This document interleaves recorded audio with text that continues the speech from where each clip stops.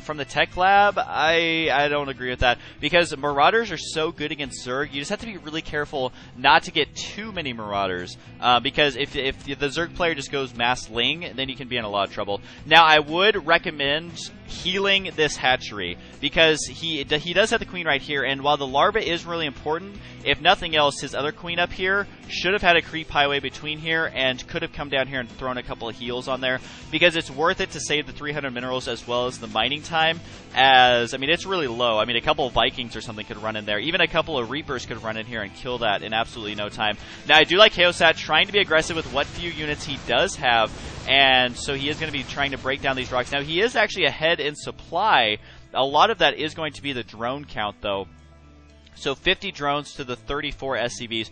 You want to make sure to constantly be making SCVs until you have, at bare minimum, 2 SCVs per mineral patch. You want to continue producing them. So he has good saturation. This is almost exactly what you want. See how he has about 2 SCVs for every mineral patch in the main? That is perfect, but he is losing so much valuable mining down here by not having that, and he's not making more SCVs. So the most important thing when you're learning StarCraft is macro. I will say that until the day I die, because macro is what is going to win you the game. Getting your units as quickly as you can. So if you are learning to play StarCraft, just worry about macro. Don't try and worry about super crazy micro. I do like this by Heosat, though, grabbing that the high yield there. That's very good. A lot of players are always too afraid to grab that.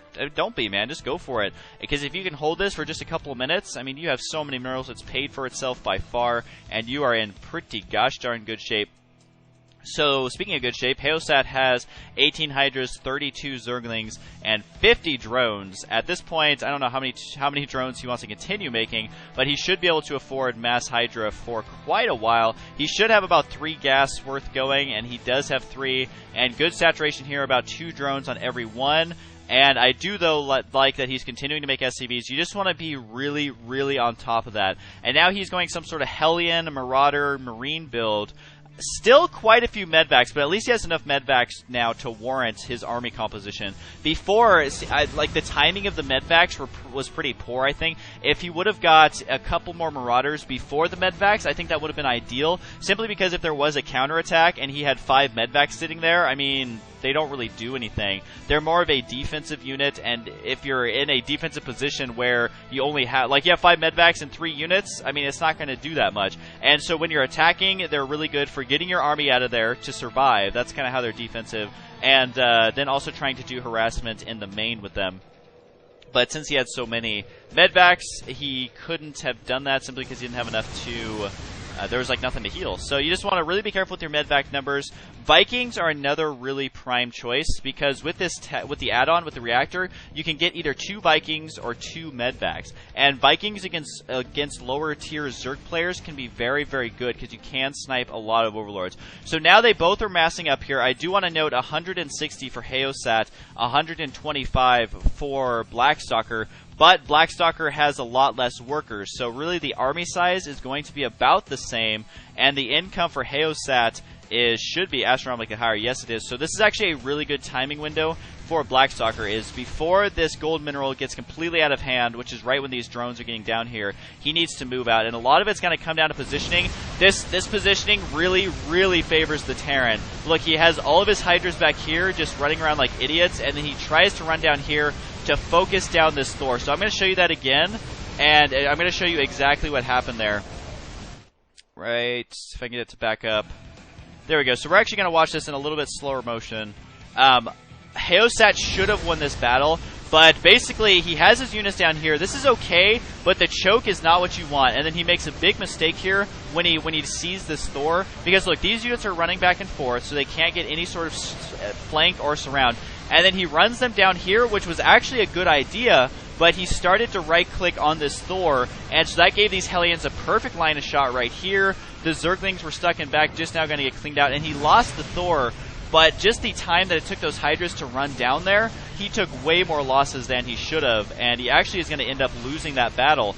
Now, if he would have, I'm going to pause it really quick, if he would have had his units, say, some units right here, and he would have waited for the Terran player, to either come down here so he can get a flank from the front and behind, or if the Terran player would have come up here, he could have got a flank right here and a flank right here, which I guess it wouldn't be a flank on the right side, but he really needed to have gotten to surround, because look, this is all that Blackstalker has left right here, is this tiny little army, and if he would have got a flank on that, you can bet your biscuits that he would have lost that battle very, very decisively. So we're going to go ahead and continue this, as unit positioning is very, very, very important, especially as Zerg. With Terran, you want to keep your units usually clumped up together, which is exactly what Blackstalker did.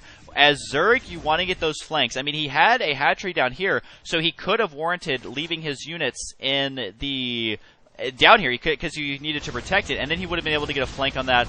But now he is in a lot of trouble as the Terran player is in his base. Look how quick he killed that hatchery, because it still wasn't fully healed from before. And so the Marauders and Hellions doing a lot of damage here. They do love to eat up Zerglings, and I'm pretty impressed with the Hellion damage upgrade. It's fairly strong once you get that special upgrade that makes them do more damage. And so at this point, Heosat, his macros slipping quite a bit. I mean, he does have the high yield, so you're going to get crazy amounts of minerals, but I think he's pumping Zerglings right now too, which isn't a good choice because of those Hellions. And so really right here, Heosat lost a game that I would say he had an advantage in. He did get harassed in the early game there by Blackstalker, but he still had more workers, and Blackstalker didn't quite macro up an army in time to make that attack completely worth it. So what he needed to do was basically have a lot more units on the way, and it all came down to the positioning of that big battle right here, because this really, really favored the Terran player. I mean, look at this. This is so favorable. This could not be worse positioning for the Zerg player.